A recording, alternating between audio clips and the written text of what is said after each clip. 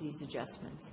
And this is, I did like somewhere around near page 200, it talked about that the term CBSDR with conditional being at the beginning is really misleading because it was not conditional. And in some ways, now it is, if we go ahead and pass this, where we can't, it was a rubber stamp process, in my opinion, before this. And now we get to put it in context. So thank you for coming up with some criteria. I know that CBSDR has a whole tackle box full of other issues that you get to tackle, and we'll look forward to helping make those adjustments when you get there. But this is an important one, and it came up because some loopholes were uncovered. And so thanks again to the 5 of my peers who were on, that would be including myself, who were on the council previous and initiated this moratorium. I'm really grateful that we're able to hopefully close it out if we can support these changes. And let me just share how thrilled I am to see that we're providing some opportunities for compatibility design review. I hesitate to say that only because it's a total red flag for a lot of people, but or for some people, but I really think that is what becomes the big issue with trying to develop residential or commercial in the existing neighborhoods. It's all about compatibility. It's not necessarily about the development, but does it fit, and does it severely impact my experience of that neighborhood? And so I appreciate that this is getting us in that direction.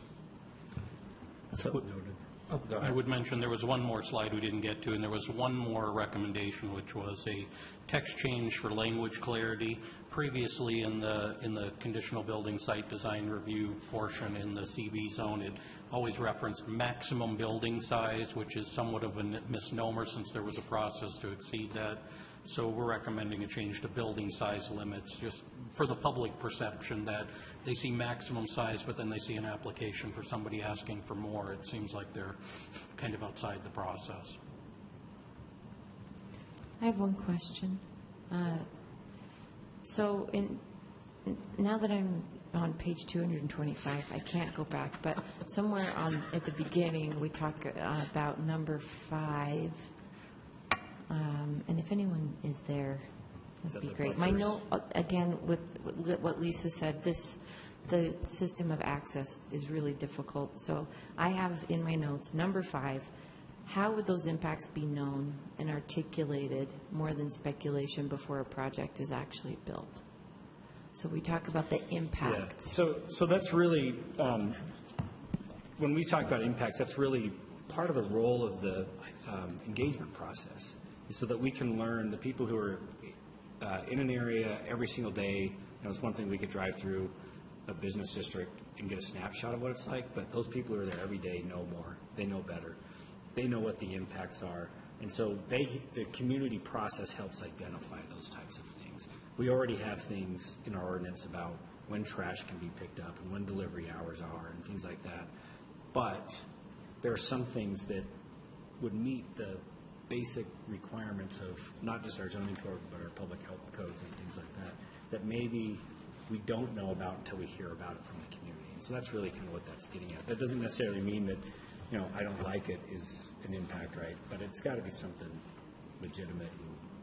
Let's just say hypothetically that the definition of community-wide impact was cantankerous, and that the neighborhood defined community-wide impact by their neighborhood, and that someone at the city might say it's actually got to be way bigger than your neighborhood, and so the impact you're identifying isn't actually an impact. Does this help us? Did these new criteria? This helps a lot, actually, because what you're referring to is language in a master plan, and in that conditional building process, one of those standards basically says if a zoning standard conflicts with the master plan takes precedent, which is problematic in and of itself. But that's where we're running into those issues, and that's where the language in the master plan may become conflicting. We're going to address that when we get to that, but this helps localized impact. impacts, those immediate impacts, so that we can work with those. Great. Anybody else? If, Councilmember Rogers, if I may, just want to make sure we address Councilmember Kitchen's request. So these in 21A 59060 are the design standards for review when they go into the CBSDR process. And when you're talking about the item C might apply to what you're talking about, building facades shall include detailing in glass in sufficient quantities. There was some other, talks about streetscape, the lighting, but that may not address, you were talking about like the building materials on the, Yeah, it's closer to what I was talking about, so that's good to know. But I would like to talk more about like adaptive reuse and incorporating the existing structures on a property if at all possible. But that's good to know. Maybe I can add real quick. Part of when the council adopted the temporary regulations, part of that was asking us to also look at the conditional building and site design process and standards as well. But because that takes a much bigger effort, it wasn't subject to the 180 days. So we are working on that, and so the more input we get on what we need to consider, the better. So we'll definitely make a note of that to consider it. And I can send you an email too. You can. so can I just, are you okay then with where we're at on this, or? Yeah, I'm okay. Sorry, just No, double check. that's great. I appreciate it. Well, thank you very much. And this is it for our work session. So we are on time, 3 minutes early for our dinner break. James, can I just ask what's our timeline on moving forward with this? The public hearing will be on February 2nd. And just a reminder, the temporary ordinance expires on February 4th. So the council, after the public So hearing. act fast, is that what you're Suspend saying? the rules and adopt. Could suspend the rules and adopt. We do have announcements, don't we? We're not ready. We can do it after the formal meeting. We'll do the announcements. Okay, so we have, we'll